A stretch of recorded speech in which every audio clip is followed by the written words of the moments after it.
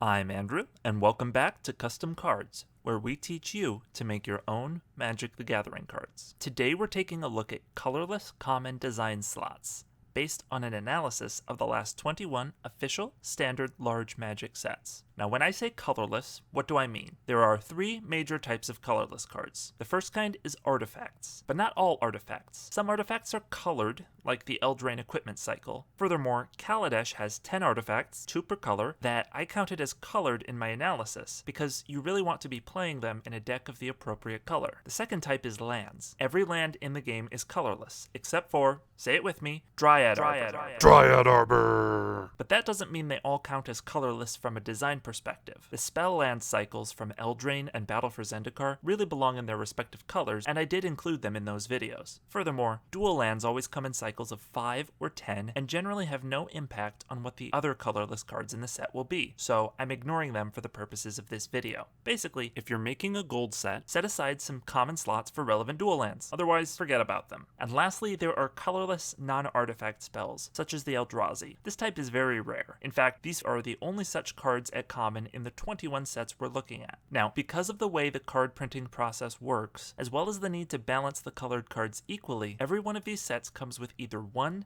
6, or 11 slots for colorless cards. The only exceptions are Shadows over Innistrad, because the double-faced cards change the math, and M20 because, reasons. Because you have very limited slots for colorless cards, you want to prioritize carefully. The good news is, these slots are highly flexible and can be whatever you need them to be. However, there are a few broad concepts you probably want to touch on. Equipment are widely used. They tend to give +1/+1 or +2/+0, but they can be more creative designs. Most sets include one land that fixes your mana, either by fetching a basic, asking for a down payment, or asking for payment on delivery. And the last major group is creatures.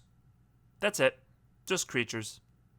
Not vanillas, not trample, defender, or +1/+1 counters. There are several of each, but no kind of pattern to guide you. Colorless creatures can pretty much have any keyword ability. The most popular kind is flyers, so maybe default to that. There are other common slots too. Mana rocks ramp you, and generally cost 3 mana. Mana fixing doesn't ramp, but does help you get access to the right colors. Many artifacts with small effects also draw you a card when they enter the battlefield. Colorless spells can also have removal effects, which can deal damage, drain stats, or just tap a creature down. And then there's life gain, which gains you life.